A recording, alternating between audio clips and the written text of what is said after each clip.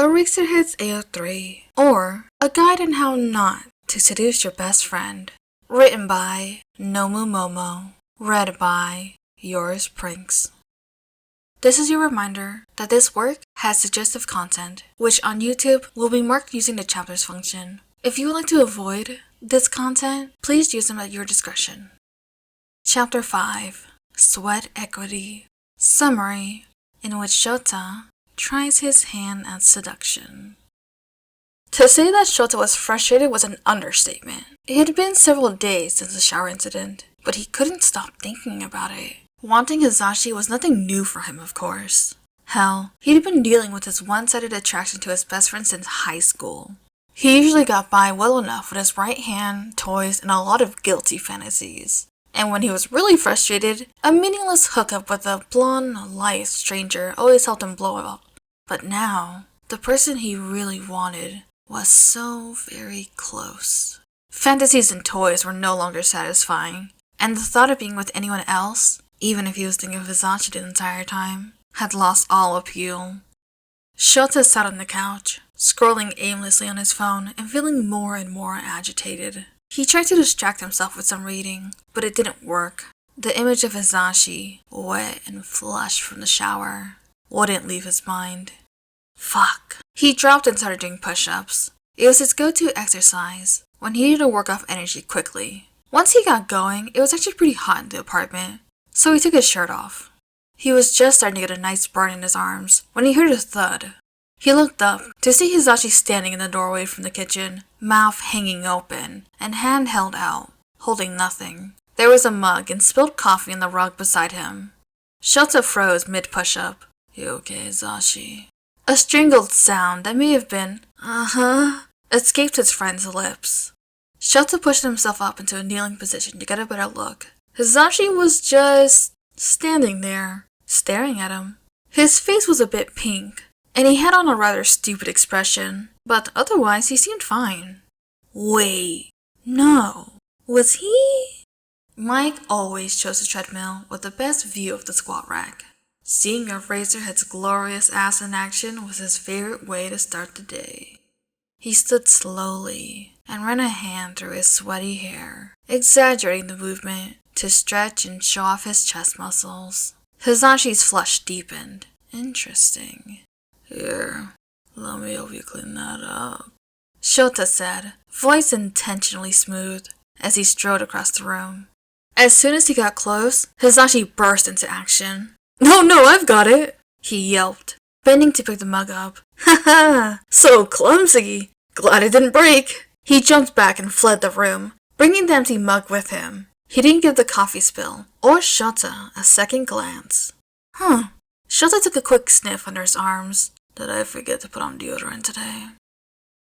He had been meaning to get a pull-up bar anyway, Shouta thought, as he installed it in the doorway of his room. It was, after all, an essential exercise for someone whose job literally involved scaling buildings. The little encounter with Hisashi the other day had just reminded him of the importance of home workouts. He didn't find his motivation to actually work out, however, until after Hisashi texted that he was on his way home from the station. In fact, it wasn't until he heard Hisashi's key in the lock that Shouta finally shucked off his shirt and started doing pull-ups.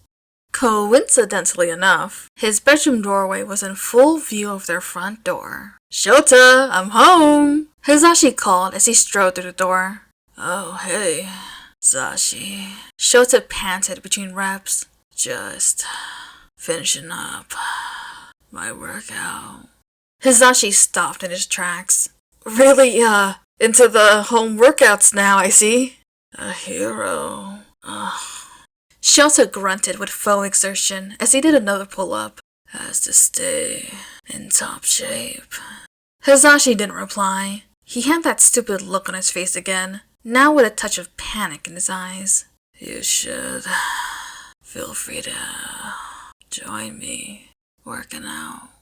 "Another killing training session, Eraser," Mike said as he pulled off his sweaty shirt. "Too bad I always kick your ass," the raven-headed hero replied with a smirk. They both listened as the last pair of footsteps departed and the door to the locker room shut. Finally, they were alone. Mike didn't waste a second. He pinned Eraserhead up against the locker. Yeah, inspiring. You know how it goes after that, though. Eraser's breath was hot against his neck. You're gonna have to remind me, he whispered. Sorry, Hisashi stammered, that interesting flush returning to his cheeks. I gotta poop! He must have had to go pretty badly, because he rushed off to the bathroom so quickly that he forgot to even take off his boots. Shouta was left hanging from his pull-up bar, alone, until Mochi ambled down the hallway. She sat in front of him and gave him a look that was judgmental, even for a cat. Just because you're cute enough to get his attention doesn't mean it's so easy for the rest of us. Shouta grumbled. Mochi just licked her paw and looked smug. If this wasn't important, Shouta wouldn't keep trying, but he had to know. He had seen a hint of it, of Hisashi's attraction to him. Or at least, he thought he had. And now, he had to know if it was real. Otherwise, it was just another stupid idea from all of his reading. He had everything planned this time. He showered that morning, and put on extra deodorant, and even a little cologne, so body odor wouldn't be an issue. He stopped short of tracking Hisashi's bathroom visits, but did make sure to choose a time when Hisashi was already home, and unlikely to be in any rush to use the facilities. And, for perhaps the first time in his life, he chose his outfit carefully, picking his least bratty pair of sweatpants, and a rather skimpy tank top that he usually used as an undershirt. The lighting was even flattering, with the late afternoon sun filtering in nearly horizontally through the sheer curtains in their living room. He lit a candle for good measure, to set the mood, or something like that. He unfurled his yoga mat and started with a few rounds of sun salutations. Breathe in, breathe out, flow into the next pose. The repetitive movements and the stretch in his perpetually sore muscles felt good, some of the tension of the last few days releasing. He moved on to the standing postures and worked through his usual routine. He was just breathing into downward-facing dog when he thought he heard a muttered, "You can do it, Yamada." But that didn't make any sense. Before he could turn and see what Hisashi was talking about, the blonde cleared his throat and said, in a confident voice, "I guess you putting on a show is just something I'm gonna have to get used to." Did Hisashi realize just how flirtatious that sounded? Shouta slid into a low chaturanga. Sounding bolder than he felt, he said, "If you think this is so easy, you should come over and try it." A flash of the stupid expression from before crossed Hisashi's face, just before he grinned, sharp and strangely determined. "Just let me change clothes, and I'll come wipe the floor with you." Shouta snorted. "Yoga isn't a competition." "That sounds like something a loser would say," Hisashi called out on the way to his room. When Hisashi returned, Shouta had to tell himself not to read too much into his choice of clothes. Yes, the black leggings hugged every curve.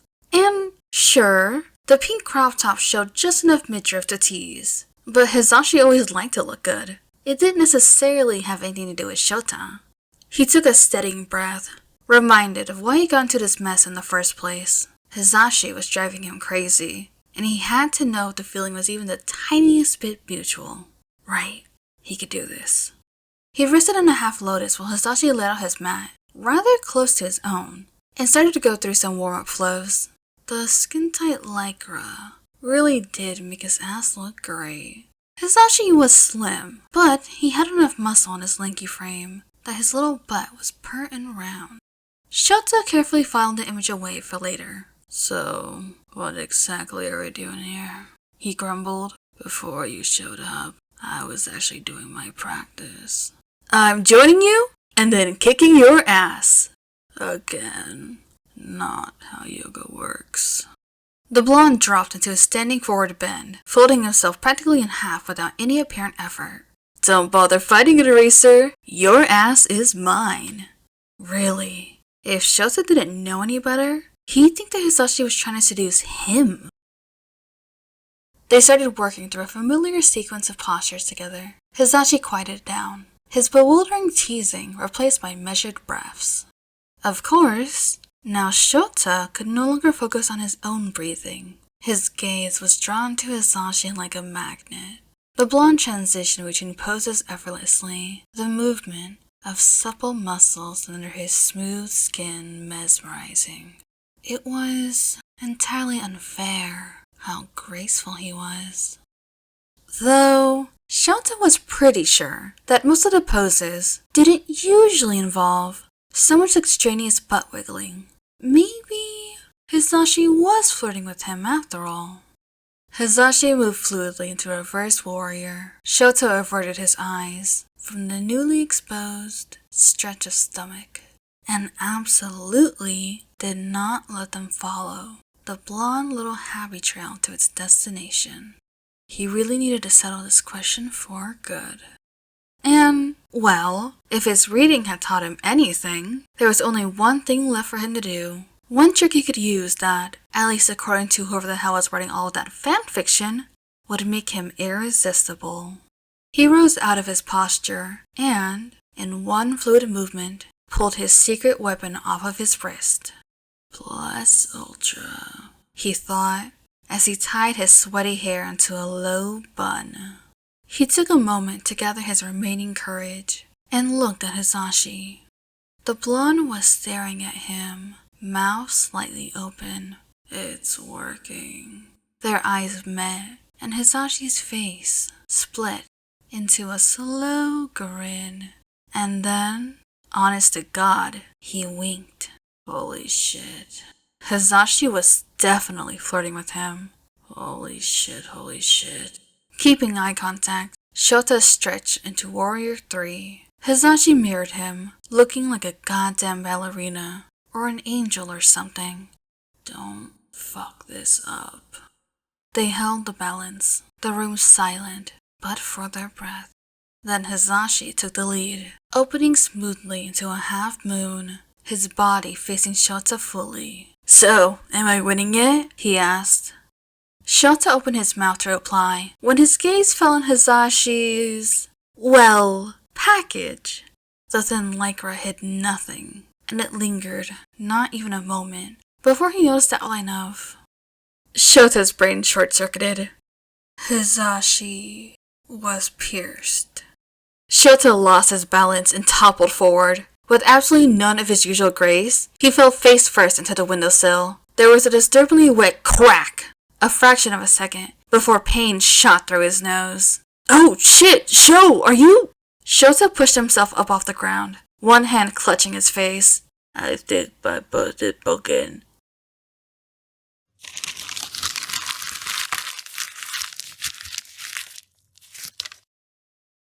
I am hooting and hollering. Oh my god. It makes me flustered, okay? I cannot. The author says in their notes that this chapter earns the mature rating, which I definitely agree. If you've been enjoying the work so far, I would highly, highly recommend going to the author's original work on AO3 and leaving them some love, kudos, and comments, because this has been a fantastic ride. But of course, thank you so much for listening. I will see you when I do. Toodaloo!